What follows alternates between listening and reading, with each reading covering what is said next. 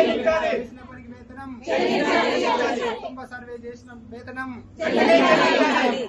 We want justice. We want justice. We want justice. సమగ్ర కుటుంబ survey November 6, 2024లో మొదలైందండి. అది November 31కి complete చేశారు. అప్పుడే మేము సర్వే స్టార్ట్ చేసే ముందే ఎన్యూమరేటర్స్, సూపర్వైజర్స్ అందరం కూడా అడిగాము ఫండ్ రిలీజ్ అయిందా, లేకపోతే దీని గురించి ఇంకా డిలే అవుతుందా అనే విషయము. ఫండ్ ఆల్రెడీ గవర్నమెంట్ రిలీజ్ చేసింది అని ఒక జీవో కాపీ కూడా చూపించడం జరిగింది. కానీ సర్వే కంప్లీట్ అయింది, అదంతా వాళ్ళు క్రోడీకరించుకొని అసెంబ్లీలో కూడా సబ్మిట్ చేయడం జరిగింది. కానీ వేరే వివిధ జిల్లాల్లో కూడా అవి కొన్ని అమౌంట్ అనేది రిలీజ్ చేయడం జరిగింది. కానీ మన జిహెచ్ఎంసీ సర్కిల్లో మాత్రమే ఆపేయడం జరిగింది. మరి జిహెచ్ఎంసీ సర్కిల్లోనే ఎందుకు ఆపేశారు అనే విషయము క్లారిటీగా ఎవరు మాకు చెప్పట్లేరు.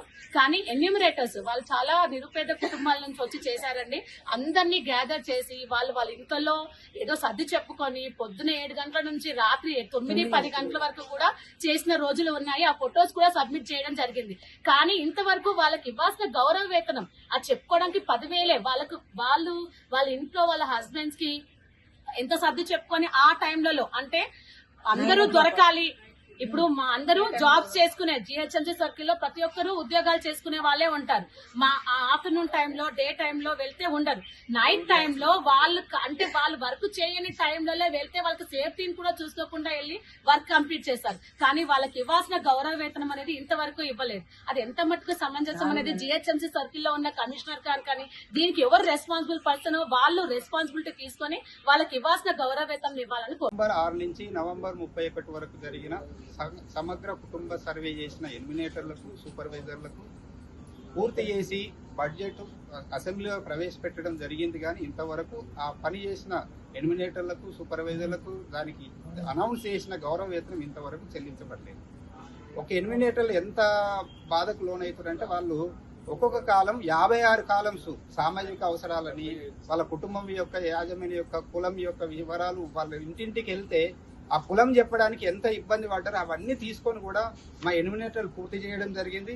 దాంట్లో భాగంగానే ఉద్యోగ ఉపాధి అవకాశాలు, దాంట్లో ప్రతిదీ కూడా మీరు ఎంతవరకు చదివారు, 10th చదివారా, 10th చదివితే ఎప్పుడు ఆపేశారు, అటువంటి వివరాలు అసలు చికాకుగా ఉన్న 56 కాలమ్స్ కూడా సక్సెస్ఫుల్ గా పూర్తి చేశారు. మరి అటువంటి రాత్రి ఉదయం 7-8 గంటల నుంచి రాత్రి 9 గంటల వరకు కూడా పూర్తి చేయడం జరిగింది.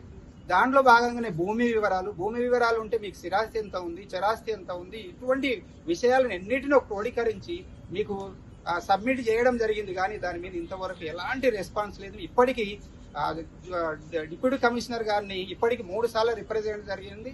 అట్లానే జోనల్ కమిషనర్ గారిని కూడా 2 సార్లు కలవడం జరిగింది. కానీ ఇంతవరకు మా సమస్యల మీద మా ఎన్యూమినేటర్లకు రావాల్సిన గౌరవ వేతనం ఇంతవరకు ఇవ్వలేదు. దయచేసి ఇప్పటికైనా గవర్నమెంట్ ఇది చిన్న అమౌంట్ వారిని గౌరవించినట్టు ఉంటుంది కాబట్టి దయచేసి ఈ అమౌంట్ వెంటనే రిలీజ్ చేయవలసిందిగా కోరుతున్నాం. నుంచి మాట్లాడుతున్నాం సార్.